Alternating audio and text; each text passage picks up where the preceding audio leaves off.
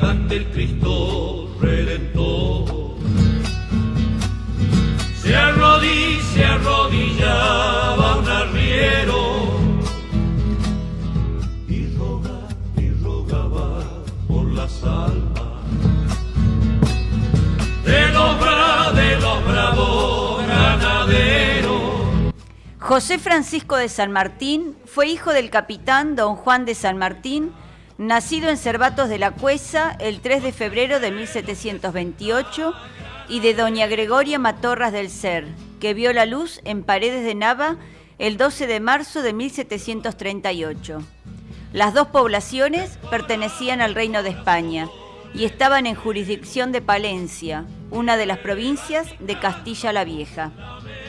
El Libertador vino al mundo el 25 de febrero de 1778 en Yapeyú, que actualmente forma parte de la provincia de Corrientes y que por entonces era la capital de uno de los 4 departamentos en que habían sido agrupados los 30 pueblos de las misiones guaraníticas tras disponer el rey Carlos III en 1767 la expulsión de los jesuitas. Don Juan de San Martín ejerció allí desde 1775 las funciones de teniente gobernador. Todos emprendieron viaje a España a fines de 1783, haciéndolo a bordo de la fragata Santa Balbina. Arribaron al puerto de Cádiz en la segunda quincena de marzo de 1784. José, después de realizar estudios elementales en Málaga, donde se había establecido su familia, se incorporó en 1789 como cadete al Regimiento de Murcia del Arma de Infantería. Mientras formó parte del Ejército Real con guarnición en España.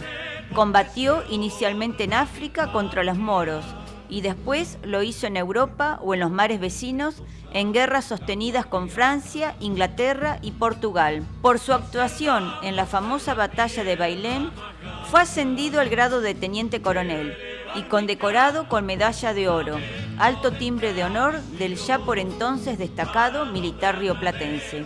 En 1811 pidió y obtuvo su retiro del Ejército Real. Dejó España por la vía de Portugal y se trasladó a Londres, donde esperaba concretar su propósito de pasar a América. Desembarcó el 9 de marzo de 1812 en Buenos Aires con otros rioplatenses, la ciudad capital del antiguo virreinato del Río de la Plata. Contribuir a la independencia de los pueblos americanos era la alta misión que lo había impulsado a retornar a la tierra de su nacimiento. A poco de su llegada, el gobierno le confió la organización de un escuadrón de caballería, que en pocos meses se constituiría en la base del regimiento de granaderos a caballo, de inmortal memoria en las luchas por la emancipación americana. Mientras instruía a oficiales, cadetes, cabos y soldados en el arte militar, en el manejo de las armas y en la disciplina castrense, el general San Martín contrajo matrimonio con María de los Remedios de Escalada. El 7 de diciembre de 1812, el nuevo gobierno le concedió el empleo de coronel del flamante regimiento.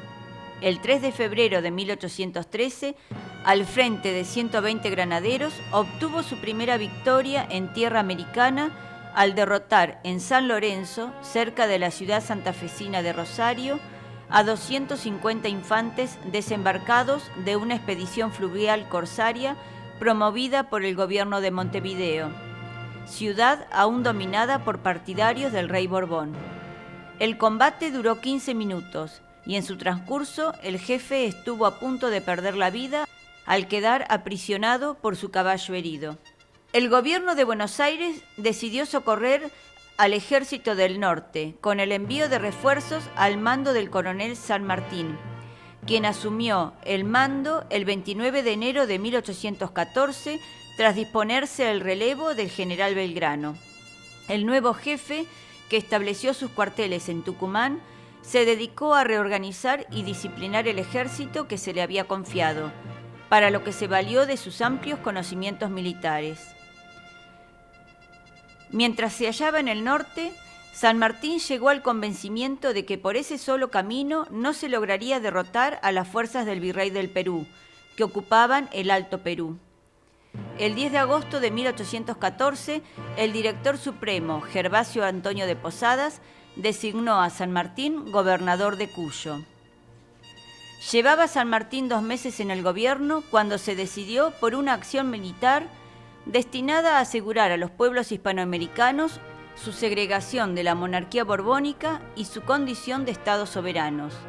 Allí repartió su tiempo en ejercer el gobierno civil de Cuyo y en organizar el ejército de los Andes, cuyo campo de instrucción estaba en el Plumerillo, cercano a la ciudad de Mendoza, para llevar a cabo el Plan Continental, que consistía en cruzar la cordillera de los Andes, liberar Chile y posteriormente llegar por mar a Perú. Concluida la preparación del ejército, a mediados de 1817 se inició el cruce de la cordillera, que parecía insalvable para una masa militar en campaña. Traspuestas las montañas, las tropas libertadoras vencieron en Chacabuco a un ejército realista el 12 de febrero, victoria que les dejó libre el camino de Santiago. Con motivo de la victoria de Chacabuco, el Cabildo de Santiago obsequió al general la suma de 10.000 pesos. El héroe declinó el regalo y a la vez solicitó al ayuntamiento que lo destinara a fundar una biblioteca nacional para que el pueblo se ilustre en los sagrados derechos que forman la esencia de los hombres libres. Las tropas realistas que aún permanecían en el sur de Chile fueron reforzadas desde el Perú e iniciaron un avance sobre Santiago. En la noche del 19 de marzo de 1818, lograron sorprender en Cancha Rayada al Ejército Unido de Argentinos y Chilenos, que se dispersó parcialmente. San Martín rehizo sus efectivos y el 5 de abril siguiente obtuvo un gran triunfo en la batalla de Maipú. Asegurada la independencia de Chile, San Martín organizó el Ejército Libertador del Perú, integrado por argentinos y chilenos. La expedición, que partió el 20 de agosto de 1820, desembarcó el 7 del mes siguiente en la bahía de Paracas. El jefe rioplatense inició en ese lugar su campaña, coronada con su entrada en Lima el 10 de julio de 1821. El 28 de ese mes, el general proclamó la independencia peruana en la Plaza Mayor de Lima. San Martín ejerció funciones de gobierno con el título de protector de la libertad del Perú. Entre sus realizaciones cabe recordar las siguientes: creó la bandera y el himno de la nueva nación, fundó la Escuela Normal y la Biblioteca Nacional, a la que donó sus libros. Decretó la libertad de los hijos de esclavos nacidos después de la Declaración de la Independencia y extinguió los tributos que pagaban los indígenas. Mientras continuaban las acciones militares contra las fuerzas realistas, formó la primera escuadra peruana y el Ejército Nacional. Después de entrevistarse en Guayaquil en julio de 1822 con el libertador general Simón Bolívar, San Martín prefirió abandonar el campo de su gloria con un renunciamiento ejemplar antes que claudicar en sus principios de libertador de pueblos. De regreso en Lima, convocó al Congreso Nacional y ante él renunció a sus poderes en septiembre de 1822. En la madrugada del siguiente día, 21 de septiembre de 1822, embarcó con destino al puerto chileno de Valparaíso. Después de permanecer en las cercanías de Santiago, se dirigió a Mendoza, arribando en los primeros días de febrero de 1823. Allí permaneció algún tiempo para informarse de la evolución de la situación política y militar existente, recibiendo la noticia de la muerte de su esposa, cuyo deceso se produjo en Buenos Aires el 3 de agosto. El 4 de diciembre de 1823, San Martín llegó a Buenos Aires. Resolvió trasladarse a Europa para dar a su hija una educación esmerada. Decidió retornar a Buenos Aires para atender sus asuntos personales. Se embarcó a fines de 1828, pero al pasar por Río de Janeiro tuvo noticias del movimiento revolucionario iniciado en Buenos Aires el 1 de diciembre de 1828 por el general Juan Lavalle, y del posterior fusilamiento del gobernador Manuel Dorrego. Ambos hechos determinaron que el Libertador decidiera no desembarcar en la capital porteña. El largo ostracismo del héroe no le impidió seguir atentamente la marcha de su tierra nativa, así como sentirse vigía y custodio de la independencia americana. Ofreció sus servicios al gobernador de Buenos Aires y encargado de las relaciones exteriores de la Confederación Argentina, brigadier general Juan Manuel de Rosas. San Martín podía hablar con libertad y firmeza porque su pensamiento y su acción estaban irrevocablemente unidos a quienes ponían vida, haberes y fama al servicio de la libertad de las nuevas naciones. Así lo dijo por este tiempo al escribir a su amigo Tomás Guido: «Usted sabe que yo no pertenezco a ningún partido. Me equivoco. Yo soy del Partido Americano». En Boulogne-sur-Mer, a las 3 de la tarde del 17 de agosto de 1850, falleció don José de San Martín, brigadier general de la Confederación Argentina, capitán general de la República de Chile y generalísimo del Perú, y fundador de su libertad. En 1880, los restos del padre de la patria fueron trasladados desde Francia a Buenos Aires para ser depositados en el mausoleo que al efecto se erigió en la catedral. Figuras simbólicas que representan a la Argentina, Chile y Perú le rinden guardia permanente. Renunció a la gloria y envainó dignamente su corvo, que nunca fue usado para avasallar naciones.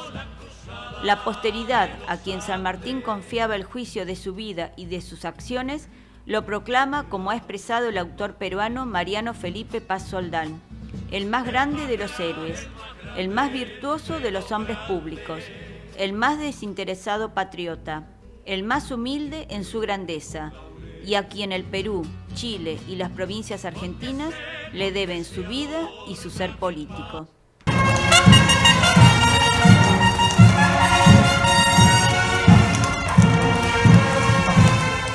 Su regimiento, los granaderos, los recordamos siempre con honor. El Libertador vivió muchísimos años lejos de su tierra, pero dijo: en el último lugar de la tierra en el que me halle, estaré pronto a sacrificar mi existencia en pos de la libertad. Murió rodeado del amor de su familia, pero lejos de su patria, deseando que su corazón fuera depositado en el de Buenos Aires. Para todos los argentinos, el general San Martín es el padre de la patria.